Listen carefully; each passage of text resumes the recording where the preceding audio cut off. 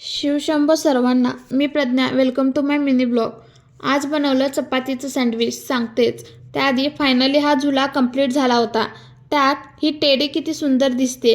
या छोट्याशा टेडीसाठी सुद्धा झुला करायचं ठरवलं. मग हा छोटासा झुला करायला बसले. त्यानंतर कंटाळा आला. मग छान असं फ्रेश झाले आणि गरमागरम चहा घेतला. संध्याकाळच्या कामांना सुरुवात करण्याआधी छान अशी दिवाबत्ती केली आणि मी लागले माझी रेसिपी बनवायला. शिळ्या चपातीचं काय करायचं हा प्रश्न सर्वांनाच पडतो. मग हे सँडविच नक्की ट्राय करा. अगदी कमी साहित्यात आणि साधी सोपी अशी रेसिपी. सर्वात आधी कांदा आणि टोमॅटो व्हिडिओत दाखवल्याप्रमाणे गोल कापून घ्या. त्यानंतर शिळी चपाती घेऊन त्याला चाकूने असं मध्ये कट करून घ्या. मग त्यावर टोमॅटो केचप लावून पसरून घ्या. त्यावर कापलेला कांदा, टोमॅटो आणि तुम्हाला आवडतील त्या भाज्या घेऊन घ्या आणि त्यानंतर त्याच्यावर थोडंसं चाट मसाला घाला.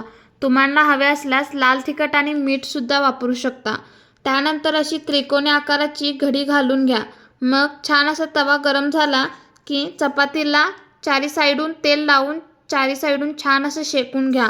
मग झालं आपलं अगदी कमी साहित्यात चविष्ट असं सँडविच. व्हिडिओ आवडल्यास लाईक, शेअर आणि सबस्क्राईब करा.